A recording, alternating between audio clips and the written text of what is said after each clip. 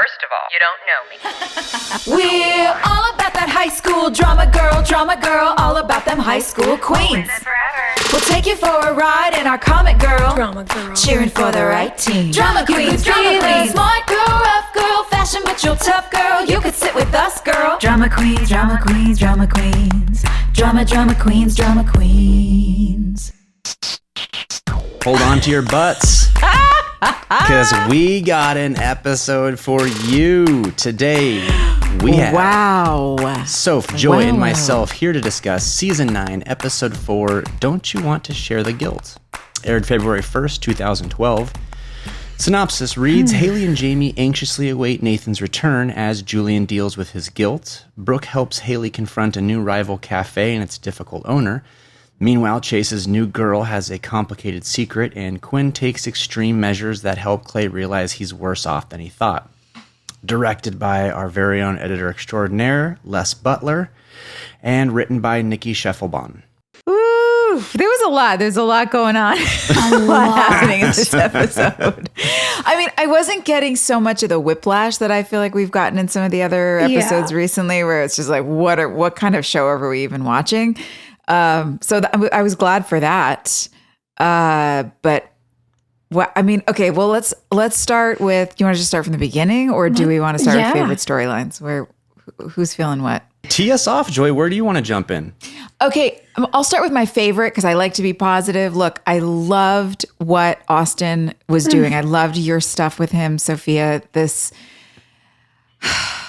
was such a grounding, centered place to land continually. Like every time we came back to watching Austin work, he could have so easily overplayed all of that, and he just didn't. He was just so still, and it really made me feel the pain of what he was going through, and I feel like it centered all of the other wild stuff that was happening all around us. Even though everyone was in pain except Haley, who just was absorbing everyone's pain, right? Trying to put a silver lining on everything all the time. Yeah, that was my fave. Well, and I think one of the things I realized going back, even just over my notes, particularly because Julian and Clay have been able to embrace their quirks. You guys are both so good at your particular brands of oddball humor. There was something really special about having Clay's storyline be so heightened. Yeah. And kind of at the boiling point of what he was going through. And then to have Julian on the other side completely hitting rock bottom. It took this thing that you guys do really well, whether you're in scenes together or not, and it kind of tipped the scales in opposite directions. And I really enjoyed all of it. And I thought it was so nice because the experience I got to have, playing Brooke opposite this Julian, and then as a viewer getting to watch Quinn opposite this Clay, I was like, oh my God, it sort of took us to the margins of the story. Yeah. And I really loved it. Yeah, the internal guilt versus the what it seemed like how you were processing everything as Clay was so. There's so much external stuff because it's so related to physical activity that you don't know how to wrap your brain around. Like you're wandering out in the middle of the night and you're buying drugs from people that you don't remember doing it, or it's just, there was so much external to echo what Sophia's saying, that this balance that happened actually, it felt really nice. Yeah. And it was nice too, to your point, Joy, the foreboding that we don't know is foreboding until the end, when we discover that the moose is on the ground and Nathan is missing. It's like things seem to be going pretty okay for Haley, and she gets to be the center that's very calm, almost like the eye of the storm. And the women get to come in and out dealing with what they are having to sort of carry or juggle in their partnership. And I don't know, it felt so authentic to me, as crazy as the circumstances are, in Tree Hill. Like, it all worked. You got to see friends trying to process difficulty together. And I just thought the whole thing really tracked. I really loved, to piggyback on what you were saying, even the stillness of Austin's world as Julian, even the fact that they chose to start the episode in slow motion. Yeah. So you could see the conversation between us, even though it was wordless. I thought was so smart, because you felt the air kind of getting sucked out of him. Yeah. And to start the episode in that place already put us all in such a heightened sense of sensitivity and nervousness as viewers. Yeah, because what do you do as a parent when you walk up to the other parent? Do you hug them, or do you walk? It was an impossible choice. I felt for Brooke, and you did such a great job with that, because I saw the conflict in your face. It wasn't just pure anger or pure relief or pure anything. It was just all of the things at once. And there's like, I do not even know what to do with you right now. I just have to go check on my child. But it also was heartbreaking. Like, oh God, Julian's just there all alone. I felt for both Julian and Brooke, because it also just felt extraordinarily real, because I feel like so often in life, things aren't black and white. There's lots of shades of gray involved. As much as I want things to be black and white all the time, that's just not the way the real world works, you know? And this was a great example of that, where I completely understand wanting to just lay into your partner. I completely understand wanting to just make your partner feel good. My response would probably be somewhere in the middle, hopefully leaning closer to the compassion side of it, because that's the scariest thing that can happen to you as a parent. But what was so good about it was that it seemed like something that could happen to anyone. He wasn't being negligent. Like anyone who has any experience parenting, like, you are constantly keeping several spinning plates moving at the same time. Yeah. Especially with twins. And so it is very easy for something to just, if it's not directly in front of you, kind of go to the back of the queue. And so it was one of those, I felt for him, because this wasn't him waiting for Brooke to not be mad at him.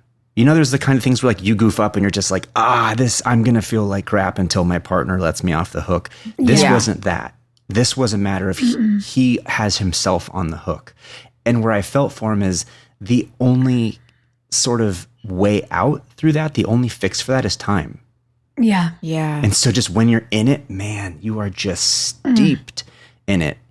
That's what made his scene so good to me, that he was taking the time, and where he could have really leaned into the melodrama and been sort of all the self-flogging and everything. He's so good. You just know, he knows what to do. He knows that all you have to do is think. You just have to think and feel what your character's feeling and thinking, and the camera will pick it up. You don't have to do anything. And he did that. And I really felt that in the car when he was sitting there. I mean, talk about just needing to take time. The days go by and you just try and figure out how to function normally, and how to him walking to the car and stepping on the glass that was in the sidewalk and knowing where the glass came from. He just let the wheels spin, and a credit to Les, the director, for letting him just do that, just letting the camera sit on him so he could do that, because that allowed us to feel it as well. Yeah. And I really was grateful to your point about time.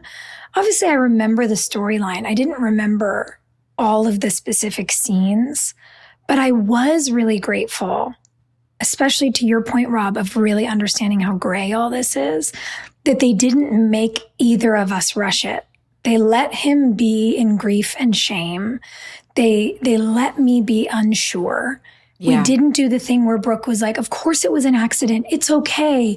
Don't worry. I got to be nervous about, how do I look at this person that I love and ever trust them again? And everybody got to take their time. And I thought that it was such a beautiful thing. I forgot about that scene in the car. And when he was sitting in there, so emotional, just eyes bloodshot, tears streaming down his face, I was like, oh my God, he's trying to feel the heat. I didn't remember that I got in the car, you guys. And then the door opened and I was like, oh my God, the scene. Oh, I remember this. And I immediately, as soon as that scene was over, I texted Austin and he was like, wait, oh my God, I forgot about that scene. And I was like, I did too. And then we sat just talking about this, and we just talked about how glad we are that we got to have that, and that we got to end on something so real for these characters, or I guess build into the ending, you know? And it jogged my memory to how both of us really poured over stories where this has happened, where the kid's been okay, and then the awful stories where the kid hasn't been okay. Yeah. And even at the time, trying to figure out how to play it, you know, we were into the advent of social media. We were 3 or 4 years into Twitter existing. And I remember it came at me almost like a scene I watched. I remember saying, you know, these are the kinds of headlines you read on Twitter and you immediately say, those people are monsters. But those people are people. They're people who are, as you said, juggling so many plates. They made a mistake. They forgot something. Their day didn't go according to plan and they were on autopilot. And how do we humanize the whole experience? And it's crazy to look back and have all this really visceral emotion and go, wow, I actually think it really worked. Like, this is one of those moments as an actor, I'm really proud of our show. Yeah, it worked really well. And as you're just saying this, I'm just thinking about, you know, Joy, you're saying that you didn't have any whiplash in this episode. And I agree with you. I would contend that the current storytelling is not balanced, because I feel like the Brilliant stuff is so real and grounded. Yes. I feel like the Mouth Millie stuff is so stupid. Oh, you're right. I forgot about that. Yes. Yeah. And then the Clay stuff, honestly, is just so out there. Yeah. Which I wanted to get to, because you opened the episode talking about it. And be completely candid, did the Clay stuff work for you in this episode? You work for me in this episode. And the two of you work in this episode because you're good actors. I think you both deserved better writing. I would echo that, because actually, it's funny that you bring this up, Rob, because this thought did come to me while I was watching it. I was just like, they have no idea who Clay is, and they don't know what to do with him. And they just have started throwing things at the wall. And so now we're watching him go through this totally random experience that there's been no foreshadowing for, there's been no precedent for. It really frustrated me. It frustrated me as a viewer, because viewers deserve better. It frustrated me as an actor empathizing with you, because you have so much to give, and to be in an environment where you're being underutilized was irritating. Yeah. so all that to say, I echo what Sophia said. Like, you made it work the best that you could. Mm-hmm. There's nothing. Daniel Day-Lewis couldn't have done it better, Rob. Like, it's just the writing made no sense for your character, so you just had to make it work the best you could. Yeah, and I was just curious, because, you know, sometimes when you watch your own stuff, you are bringing so much extra baggage that no one else in the world is. This was one of those ones where I watched it and I was just like, you can't tell. How am I on? How am I on this show? This is garbage. I will say, though, once I sort of stepped back from that knee-jerk reaction, I kind of went, but to be fair, I remember doing this and I didn't know what I was doing. Because the problem was, because they didn't know what they were writing. Because they didn't know what they were writing. No. Also, like, no one knows what a fugue state is. It's not like you were talking about sleepwalking, where everyone kind of has a reference point for it. You are now going to bring up this obscure condition that no one knows. And here's the problem is, we weren't playing, like, if you're going to have a ghost in a story, that's fine. But you need to establish the rules of the ghost in the world to the audience. Yes, okay, for sure. This person can see it. No one can touch it. It can't touch anything. Like, you have to do that, so then we can all sort of buy in and be on the ride together. With this stuff with Clay, he's like, I don't know what I'm doing. There were so many parts from like, then how did you drive back to meet the guy? Yeah. How did Quinn suddenly know where he was? Is he the world's worst drug dealer sitting at a public park next to children? Yeah. Like, all of it was so fucking stupid. Sorry, I know we're going to bleep that, but I needed for me to say that. No, you just let it out, honey.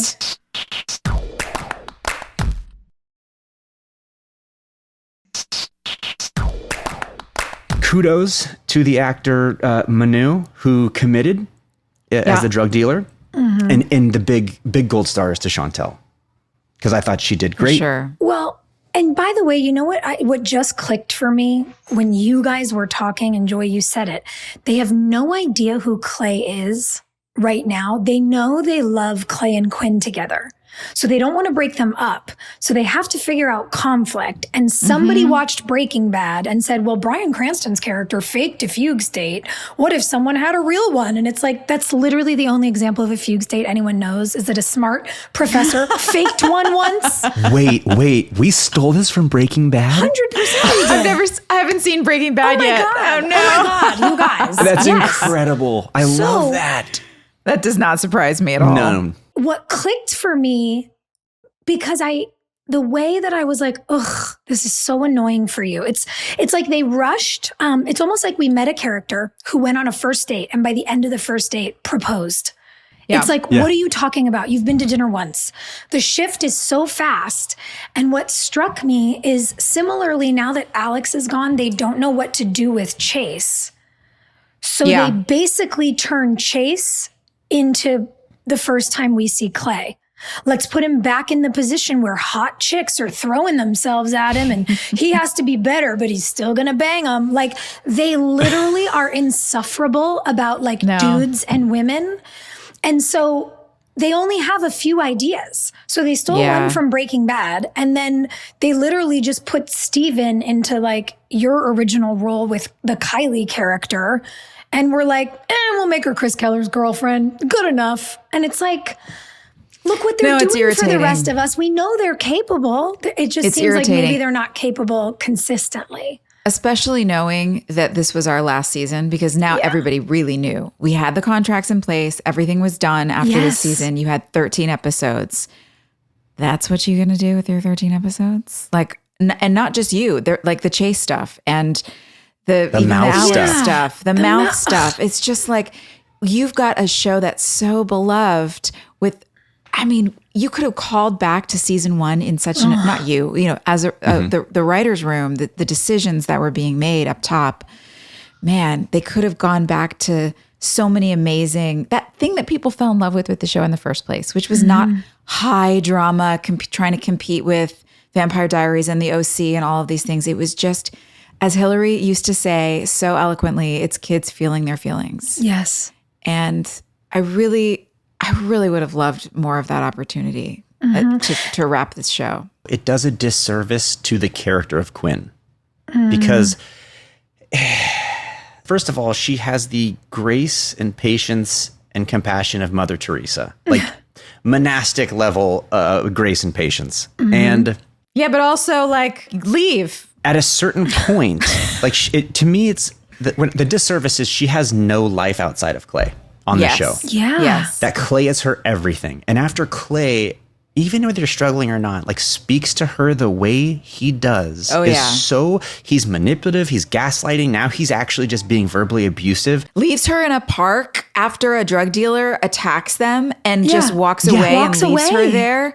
Bye, honey. Bye-bye. And that her response is to go to Haley and be like, I'm just worried about losing him. It's like, what? Yeah. No. I didn't, again, that was another thing where I was just like, what?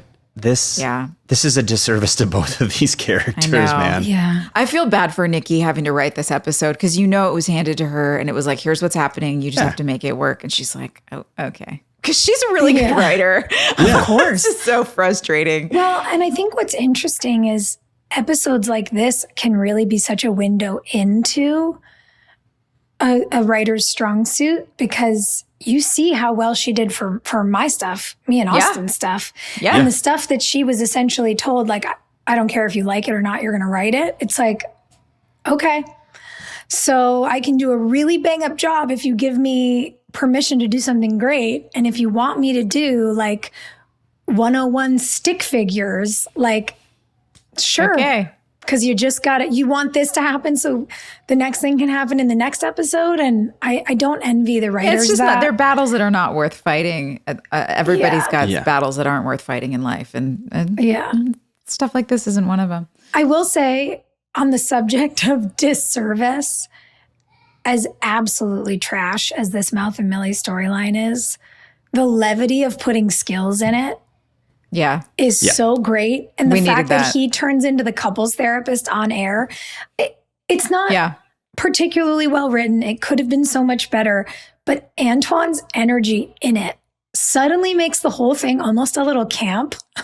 And it's him. That's totally him. Thank God for this. Yeah. Because at least what it allows for is that they finally start talking to each other, because they have a third person in the room to say, have you ever considered she feels this way? Have you ever considered he feels this way? Mm-hmm. And he brought the exact correct amount of stakes and weight to the conversation that it deserved. I think the problem with it thus far has been that it's been treated like this big thing and we can't talk about. It's like they have built it up when it's like he comes in and he does what we all are thinking, which is like, okay, you've gained some weight. You came at him wrong and you're not being empathetic. You know, like it was, he immediately right-sized it.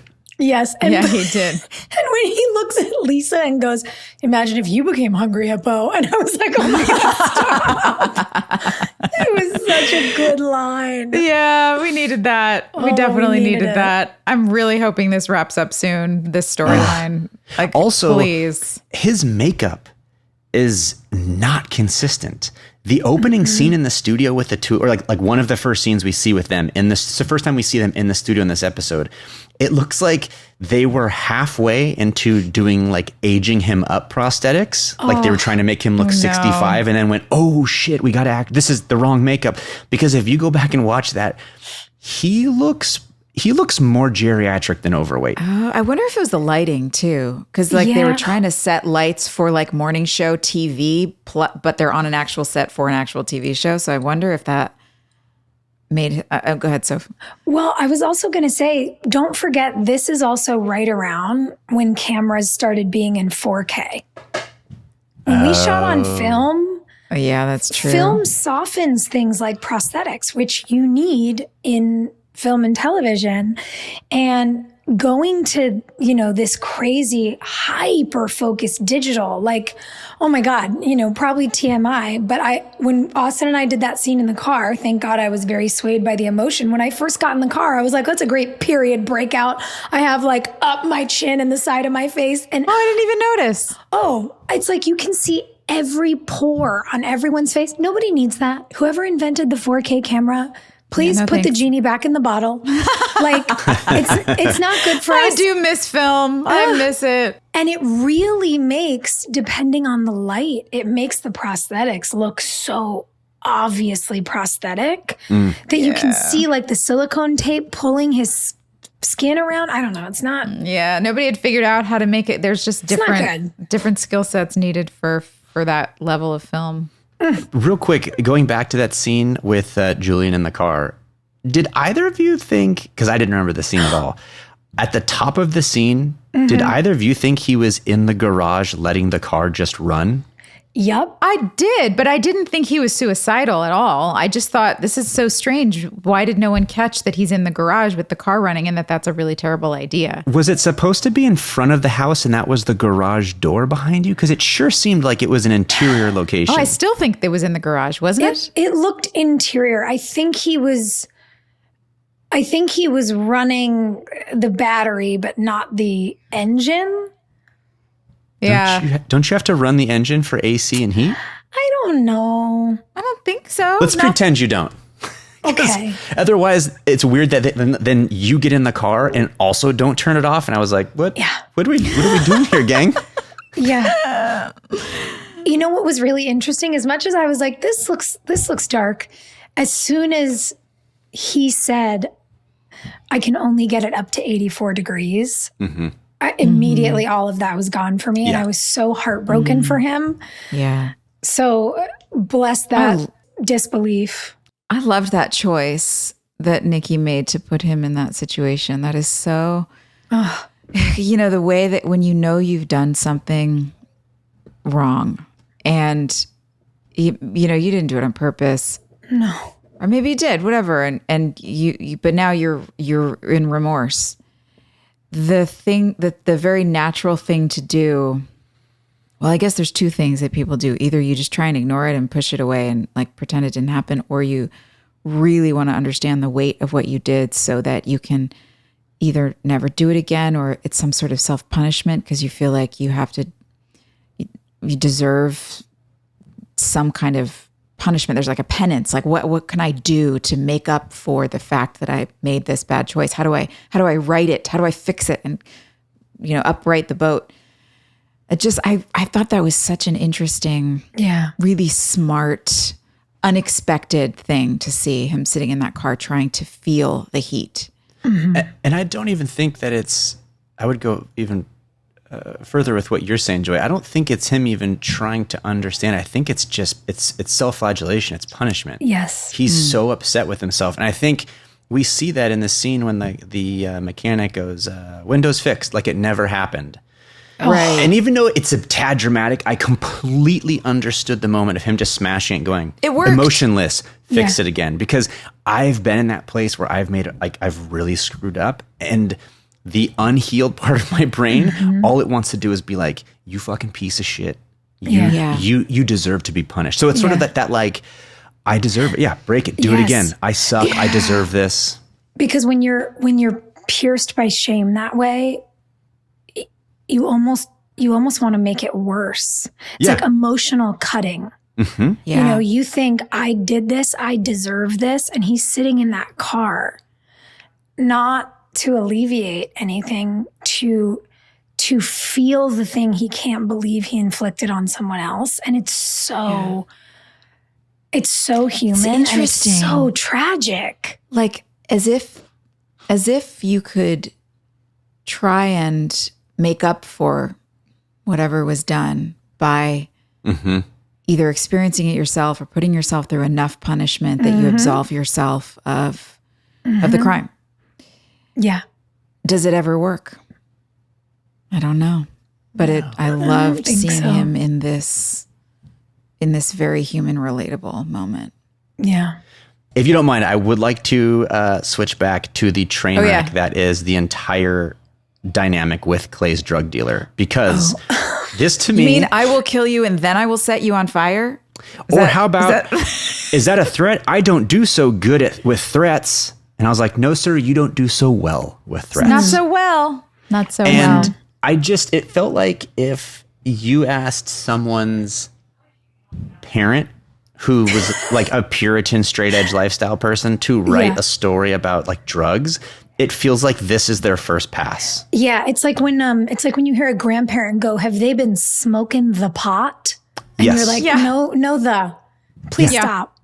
It's the facial hair. It's the fact that he's on a bench that is clearly only made for 1 to 2 people. Very awkward thing to put in a public bench or in a public park. Yeah. He's on the phone with a guy named Dimitri. Saying he's going to take care of it. All of it was just so stupid and on the nose. And then the fact that, like, again, this is an opportunity where we made Quinn look like an idiot. Because Quinn, first of all, how does she know where a drug dealer is? Because listen, unless you're in some really, really, really rough neighborhood, this is Tree Hill. No one is standing out next to a tennis court selling drugs to cars walking by. In the dark. So first of all, how'd she find him? Second of all, you make her look, this is a woman who stalked a killer. Successfully stalked a killer. Yeah, and in this situation, she ran in shorts and flip-flops and tried to reason with a drug dealer. It was, and then why is Clay sitting there watching him in his car? Also, Clay gets out. Why is he immediately sweaty? He's been sitting in his car. He gets hit once, and so the fight's literally lasted 10 seconds, and Clay is in a full sweat. Yeah. Yeah. I mean, look, if we're going to deal with a woman who is being gaslit and is trying to feel her way to reality and doesn't know up from down. And she's making these really bizarre, erratic decisions because she's lost in this maze that's been created for her by her boyfriend all of a sudden. Okay, let's actually look at that and deal with what that looks like. Don't just suddenly throw a character that has been super consistent in one way. All of a sudden, now she's just behaving like a lunatic. We need to understand why. Yeah. It's also, so much of it makes no sense. If she's been going around town all night in the middle of the night, why isn't she in like a pair of sweatpants and a ponytail? Yes. Like she looks like she just stepped out of a photo shoot. Her hair is perfect. She's in little white Daisy Dukes, cute sandals that you'd like wear on a date night to the beach. And I'm like, what? Was anybody reading any of this? Like, what? The whole thing just feels, to your earlier point, Rob, it feels like an outline. It doesn't feel like the final draft. And I can't imagine what Nikki was dealing with in the writer's room. Again, to your point, Joy, she's a phenomenal writer. We all know what they were up against, even though we don't know the day-to-day details. But especially the women in that writer's room, what they were up against. Exactly. There's only so many battles you can fight. And the whole thing is just, it doesn't make sense. I will say, to pull back and think about the reality of it, I realized so quickly watching all you boys, you sweet, wonderful, good sports.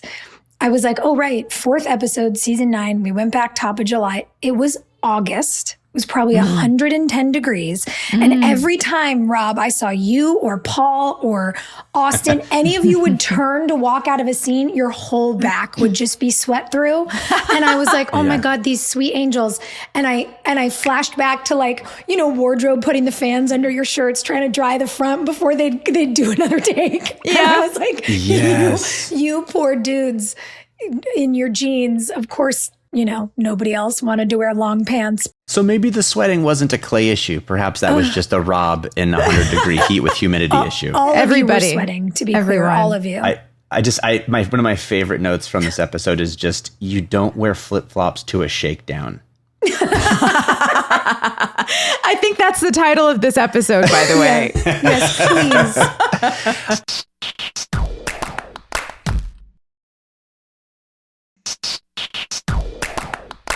Okay, listen, there was also a lot of great in this episode, so we can move on. We can all acknowledge that was a very weird detour, and hopefully it ends soon. Well, we also should talk about Dan drowning Clay again. Amazing, though. Can we talk about Clay's utter lack of peripheral vision?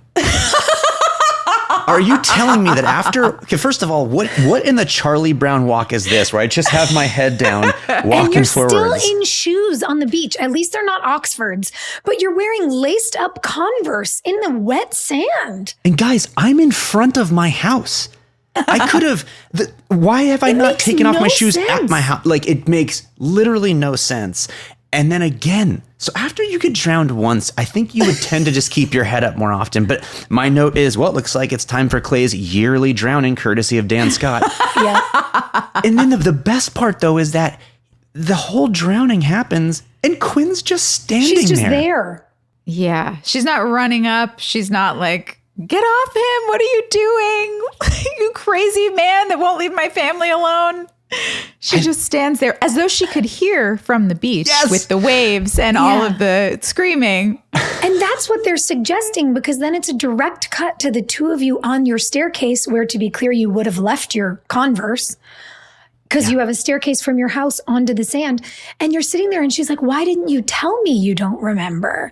And it's like, so she managed to get up there, listen to the whole conversation you were having with Dan Scott for the details, but not say, don't drown my mans. Like, it was so strange. It would have been amazing if that scene had, right as it started, the Dan grabs Clay, if we had just cut to Quinn and just stayed on her and only heard Dan and Clay in the background. just so we could see what was happening in Quinn's head that entire time. Like, wait, what's he saying? Do I stop him? What was that? Wait a second. Maybe he needs this. This is good for him. Actually, I need to know this. It would have been great. Oh my God. Yeah, I just had to mention that because that was really like, wow. He just keeps showing up to shove you in the water. I loved you two together, though. I loved how visceral and angry he was. And it felt like it built off of his, granted, ridiculously set, but serious scene with said drug dealer. Yeah. And you guys have this, connection, and he's screaming about his son and his family and his grandchild and all the things, and gets you to admit something that you haven't been willing to admit to anyone else. And as silly as some of the surrounding circumstances were, you guys grounded it in something that I really enjoyed watching. I know you hate this in the same way me or Joy would have hated it and have hated certain storylines of ours, to be clear.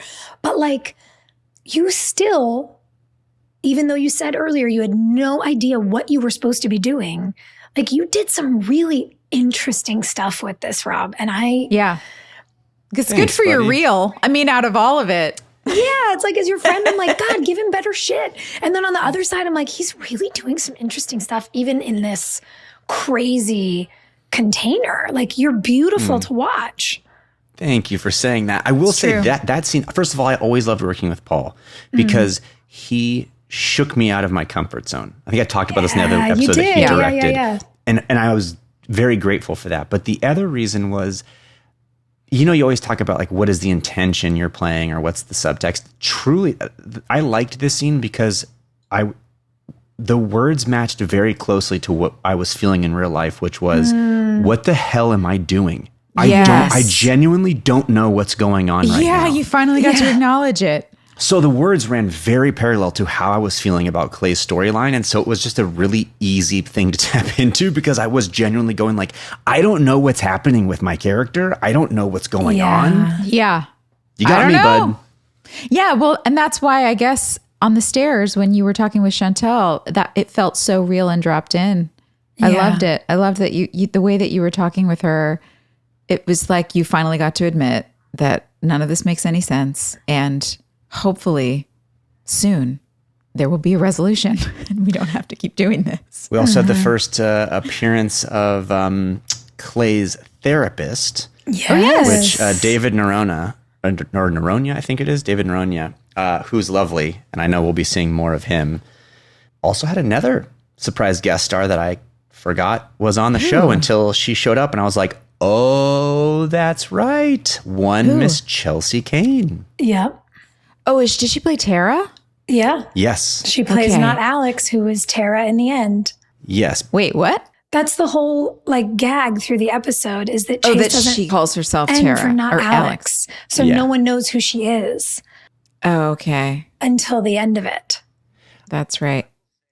I will say we had another moment.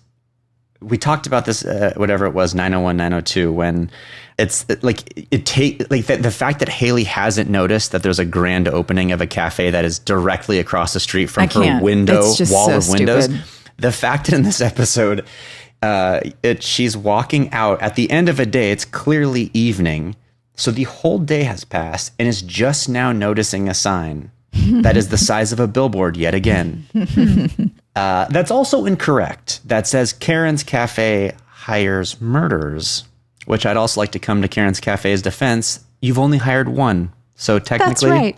Not it's correct. Incorrect. Yeah. Also, who in their right mind would go eat at a place that is openly, I don't know what the right word is, whatever, openly bullying their neighbor cafe? No. It's just so dumb. The whole thing, if I were walking up to the corner of Front and Grace and saw that, I'd be like, I don't know what this is. I don't want any part of it. I'd turn around and walk right back to my car. Yeah. I wouldn't go into either place. For sure. What is her deal? Why does she have such a bone to pick?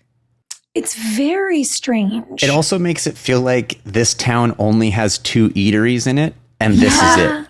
And this is it. Because in any normal town, if you saw that happening at a business, you'd be like, that is the most petty, small-time thing I've ever seen. Oh, it's so unattractive. Are you a couple that broke up? What happened here? Yeah. Yes. And then we get inside Karen's Cafe later in the episode, and one of the directions we're shooting is out to the street. And you can't not notice the sign, which just makes it that much funnier that for some reason we're going to like believe Haley hadn't noticed it. Yeah, Haley, who's just like, seems fine. She's just poly positive for everybody that's walking into her door. She's got no problems. At no point has she looked out her window to notice this massive sign. It's very strange. Sign suspended from our reality. I'm just always really happy to be back in the cafe. Yeah. Like it's just such a refreshing place to be. And there's something that makes me feel so nostalgic. You know, our characters being in there with their kids, it's so freaking sweet. And even I appreciated, even with, you know, Brooke speaking to Haley about what do I do and how do I trust him and how do we move on from this? The fact that they gave us a little bit of comedic relief with both the babies and the Bjorns. Yeah. And that we weren't like wallowing in the back corner. We were still doing things and moving around and, you know, tackling our day. There's something about Karen's Cafe that adds like a little bit of upbeat pixie dust to everything. And I love it. Yeah, always. We desperately needed the interplay between Brooke and Haley in this episode. And the tone, which I think this is like a kudos to Nikki, is that rather than having Haley get up in arms about it, she made the wise choice, which was she kept you cool as a cucumber and then eventually just hilarious and petty. Because this episode already had too much heavy-handed stuff that if we had another storyline with that, especially a storyline where the stakes aren't that big yet people are reacting big, it would have just been too much of the same thing. So I love that in the cafe, Haley's just there just dispensing good advice. Yes. Just like front, left, and center. And then one of my favorite moments of the whole episode, though, was when the two of you go over to the cafe. I remember that day.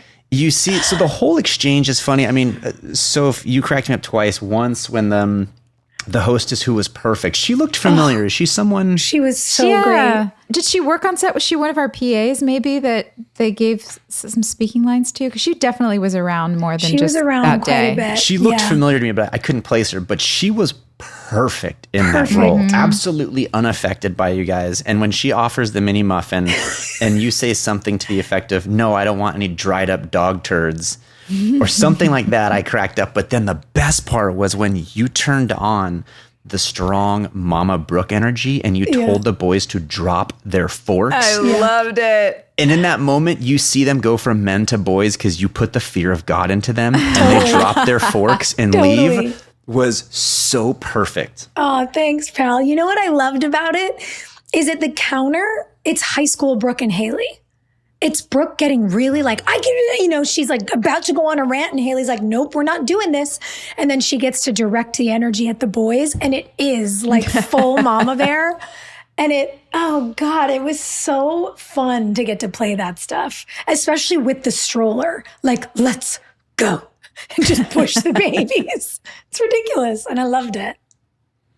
That was all so good. The stuff, speaking of food, so first of all, two weird things with food. The overcorrection by mouth, once he has had time to think about it all, weigh it from Millie's point of view. The fact that they go to the restaurant and it's just so heavy-handed where the waiter's like, the chef has prepared a truffle butter and lard sauce for you with starch. And he goes, no, I'll have a house salad, no dressing. And I'm like, guy, listen, just eat a salad.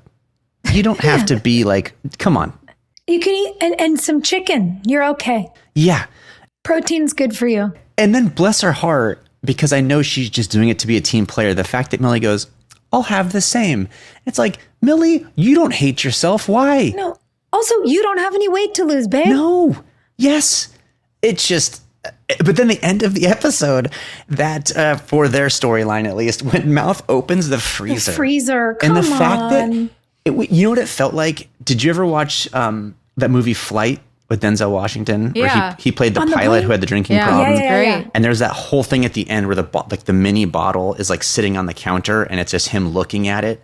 And then eventually he swipes it. I felt like they were trying to do a similar thing with like Haagen-Dazs bars. with mouth. Yeah. That he's like looking and he's debating and he closes it and then he opens it and grabs a box. I'm like, why are we trying to treat this as a drama, this storyline? Yeah. Also, they keep infusing it with shame in a way that I'm just like, why is this the angle? If this is the storyline, why does it have to be this thing? Yeah. It's just, it's lazy. There's no other word for it. I mean, they were in a room. Somebody said, let's have Mouth gain a bunch of weight. And for some reason, nobody was either allowed to argue it or no one did. And it just got stuck on the board. The weird thing is, you see them make other better choices.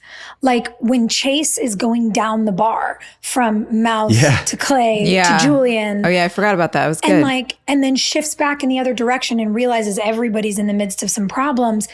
That's great writing. I want to see you guys in that scene.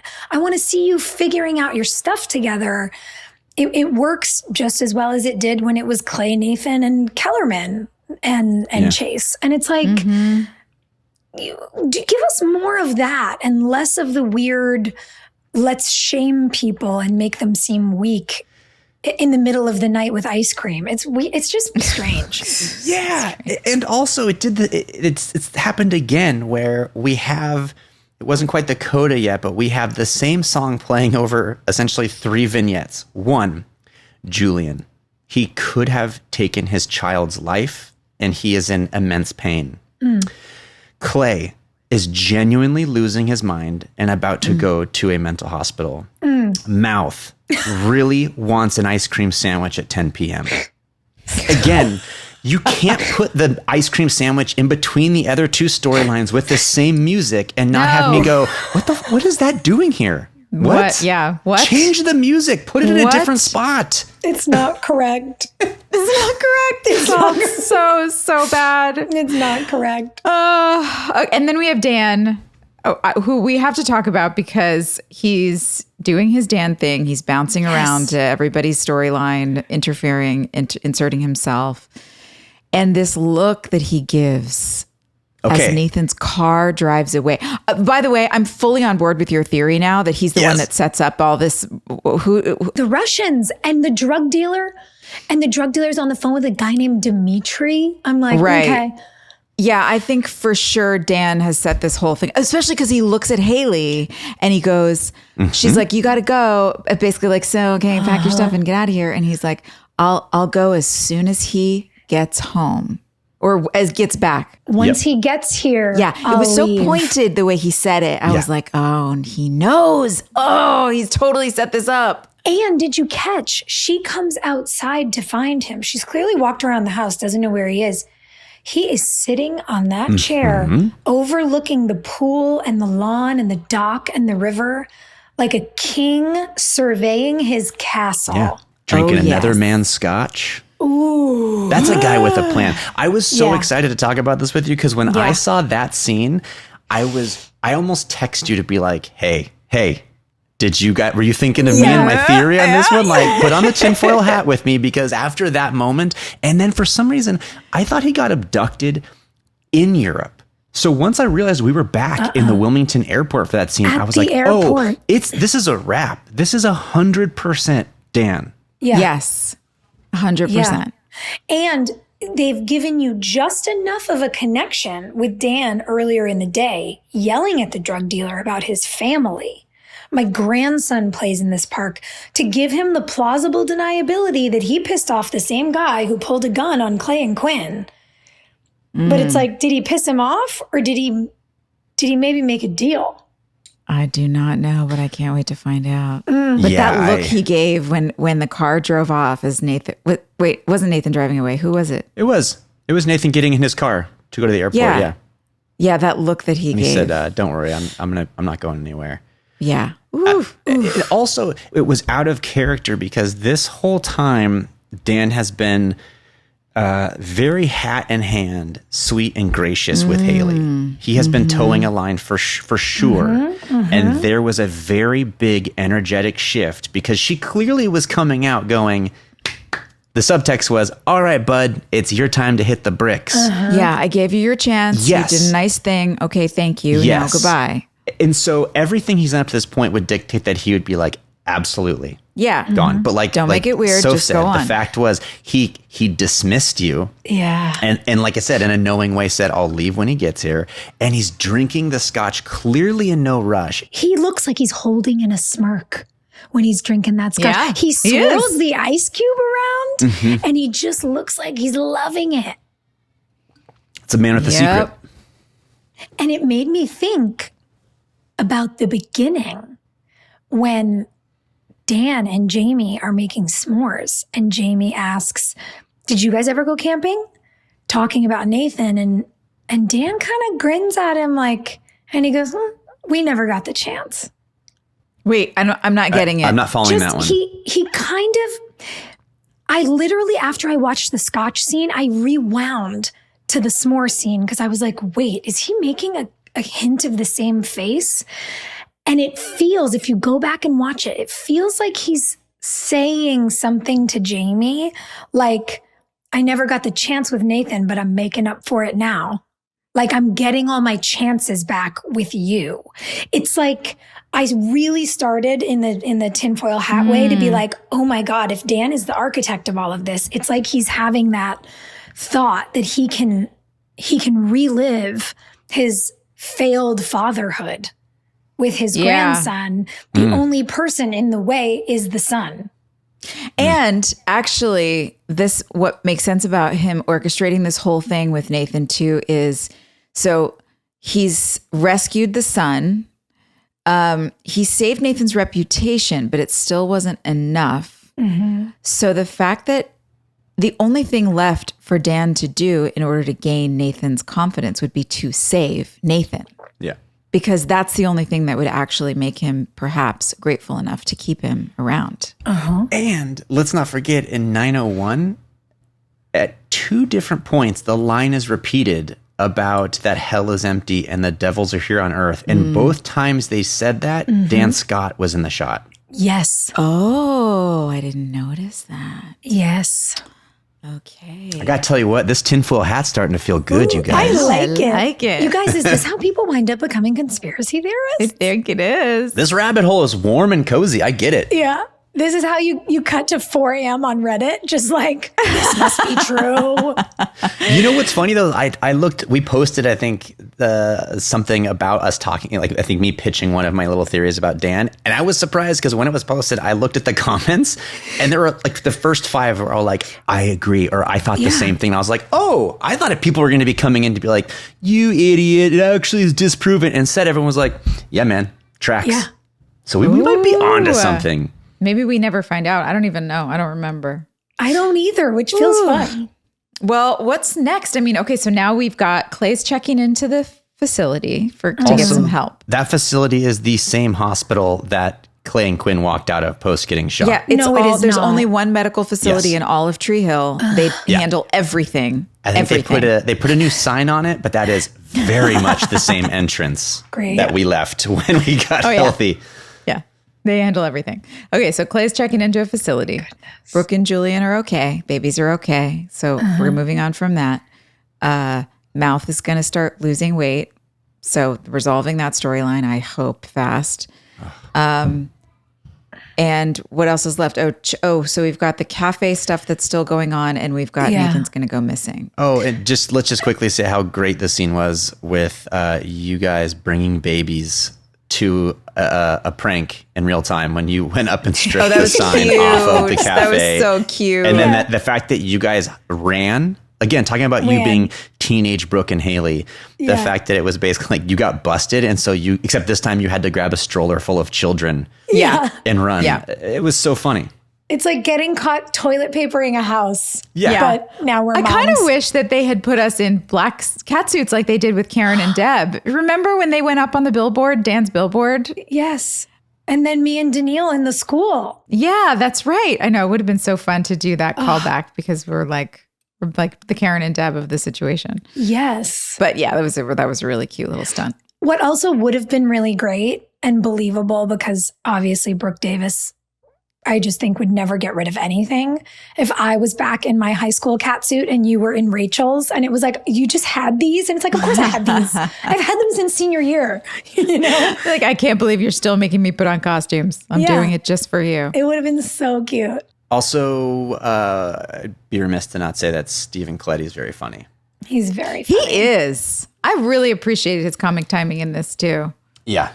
So and natural. Also just, you can't miss the moments of when, like, just you so feel our boss in a script when it's like 11 times. I'm like, ugh.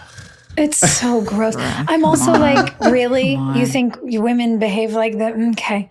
And this girl's going to sit there and be like, yeah, how's her ass? Like, what? So it's boring. Thank God for Steven, though, because he was funny in the midst of that. And then, of course, Tyler is just so freaking funny as Chris Keller. So thankfully, those two kind of buoyed it. Yes.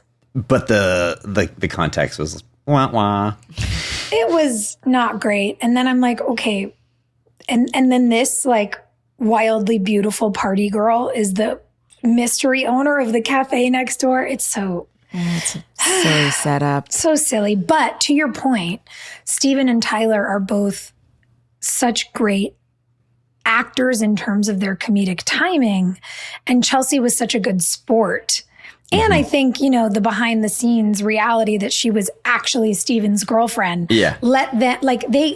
It gave them a little bit of like a spice playing with each other that was probably really fun for them in real time, where they could laugh. And I would hope that Chelsea didn't feel exploited in the way the character was and was like, this is so insane and ridiculous. And I'm having fun at work with my boyfriend. So fingers crossed, because our boss is all over it, and I hate it for all of them, but I'm impressed with their talent.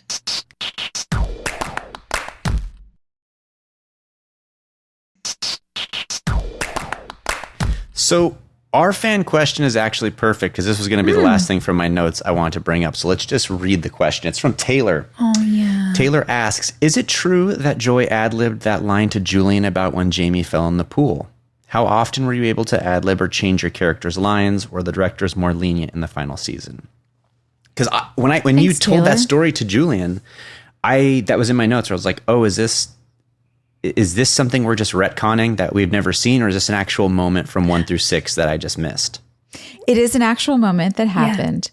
Yeah. And my memory's a little fuzzy on it. It was ad-libbed, I do remember, but what I don't remember is if it was in the script and I just the words weren't really coming out of my mouth the right way. So I just was like, I'm just going to put this script away and I'm going to tell you this story. And that's what we'll use. Or if I think it might have been a little bit more vague, like Haley saying, you know, parents make mistakes and that's part of parenthood. It's what we do all the time. And I was like, wait a second. My kid almost died and it was our fault too. Like, let me share that story with him. Yeah.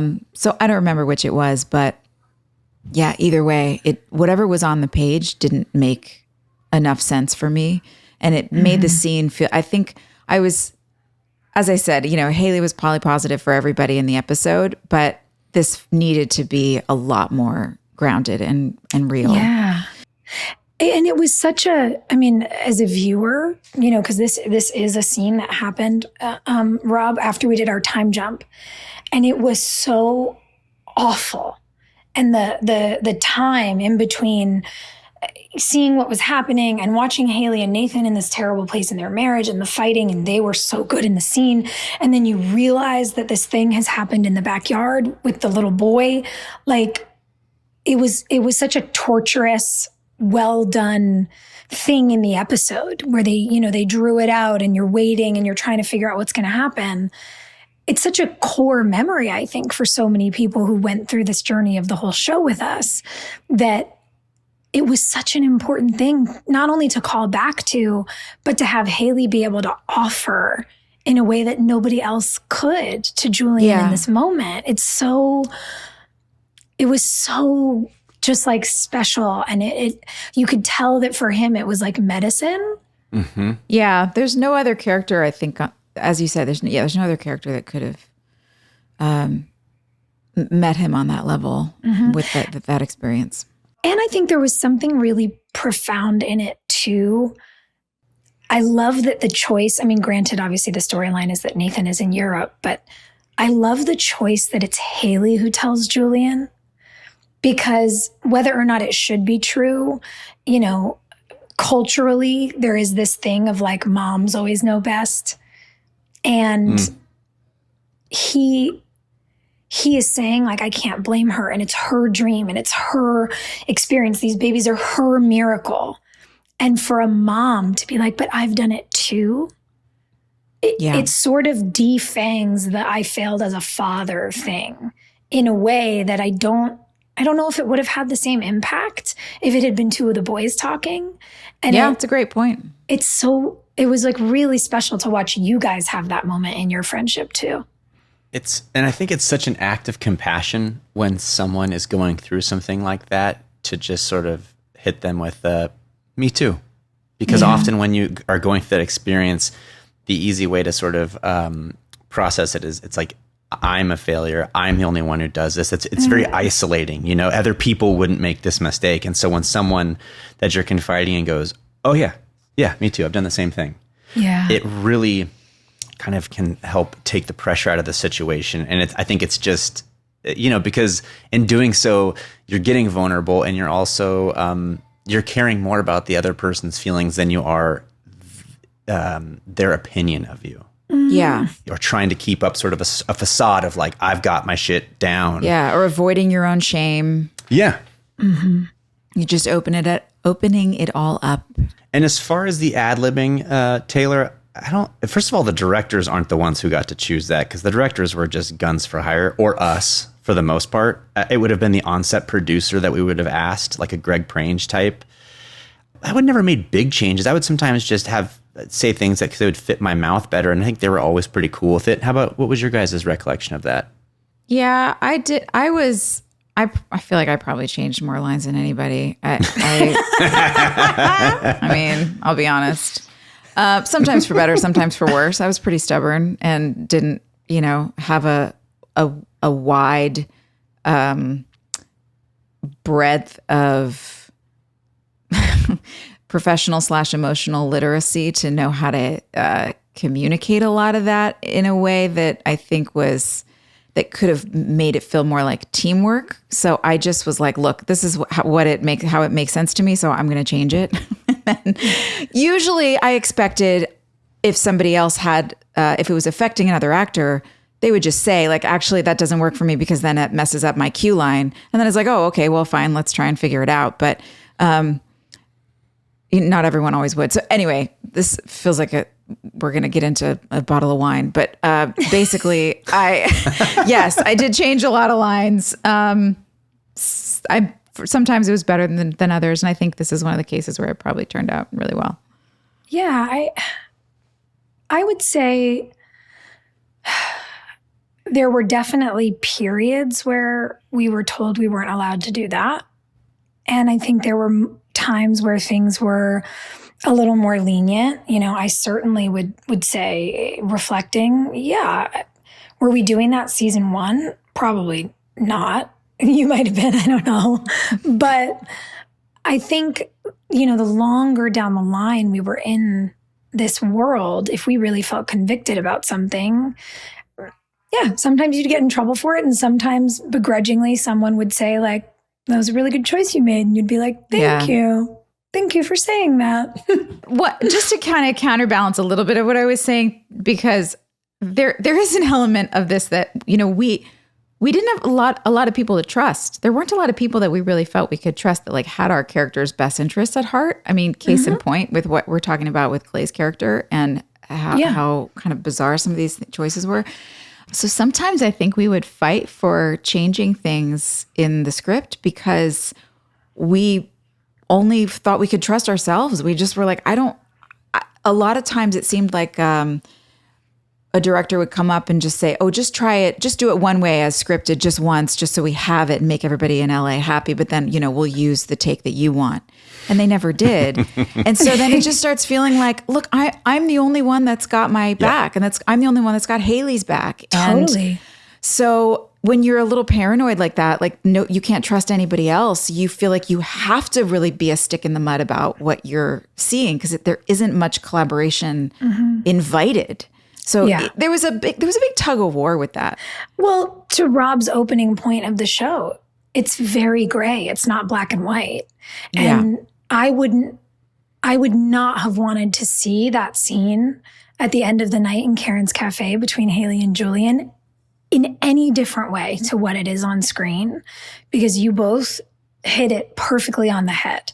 I very much, to back up what you're saying, I feel that same level of conviction, and I felt it when we got the script for Brooke's wedding. And I know I told this story last year, but can you imagine if Brooke and Julian had a repeat after me, I, Brooke Davis, do take, you'd be like, I'm sorry, I've waited 8 years to see this character get her happy ending, and she's doing call and response. Wedding lines, like us doing vows with humor and 8 seasons of story mattered. That's what the audience has been waiting for. It's what they'd been waiting. Yes. You had to look out for them. Yes. And so, I'm sure sometimes, somebody was like, all these actors, pains in the asses.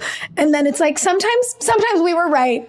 Yeah, exactly. It's like sometimes you're stubborn and it doesn't work, but you're like, well, if I had somebody safe to talk to and to like collaborate with all this stuff, then I wouldn't feel like I constantly had to only believe in my own perspective of things. So strange. Yeah. And it only takes one actor who doesn't know how to do it responsibly to ruin it for everyone. That part. I worked on a show with a guy who did not know the rules of this. And so he would just like come into a scene and be like, yeah, we were just at the bar, then went to the whorehouse. And everyone's like, your character was in a board meeting. What? Like, he didn't know that like his ad libs had to actually track with the story. And so then the next day we got a directive that was like, no one can change lines. I was like, thanks, buddy. You're like, thanks for that. Yeah. I'm glad you tried to make your character look cool. Now none of us can change dialogue. Oh God. What a gut Let's punch. spin a wheel. Turn it around. Also, while the wheel is spinning, can we just give, it's not an honorable mention, perhaps it's a dated bit of laughter, to the Frogger style tracker that Jamie's watching of Nathan's plane. Oh my gosh, that was so cute. It's like computer 1.0. It was great. Yeah. Most likely to accidentally go viral for something embarrassing. My knee jerk is you or me, Joy. I know, that's what I was thinking too. I think it would be different though. Mine would be embarrassing because I didn't realize it was embarrassing, but I chose to do it. Yours would be embarrassing because you had a joy moment and like you just completely spaced. Like akin to leaving a laptop on an airplane type of thing. You know what I mean? Like one of those moments. Yeah. Yeah. Just walked out of the house without my pants on or something. No, that doesn't happen. But or got on a plane and went to the wrong city. 1,000%. Oh. Yeah, I don't know what character is most likely. I feel like right now Clay is, I don't know how he hasn't been recorded doing something that has gone viral. Blame everything on Clay. Yeah. That makes me feel sort of sad. The thing that came to mind for me, which made me laugh, is it would probably be Chris Keller, and then he would love it. Yeah, like he'd go viral by accident for doing something so stupid and be like, this is awesome. Chris Keller likes it. Yeah, he'd just make millions off of it. Yeah. However he managed to turn it around. He'd buy a t-shirt. He'd have a t-shirt made with like the image of him doing something stupid and sell it. All right, gang. Thanks for tuning in. Next week, we have season 9, episode 5, The Killing Moon. Ooh. See New you then. things coming around the corner. Bye. Hey, thanks for listening. Don't forget to leave us a review. You can also follow us on Instagram at DramaQueensOTH. Or email us at dramaqueens@iHeartRadio.com. See you next time. We're all about that high school drama girl, all about them high school queens. We'll take you for a ride in our comic girl, cheering for the right team. Drama queens, smart girl, rough girl, fashion but you're tough girl. You could sit with us, girl. Drama queens, drama queens, drama queens, drama queens, drama queens.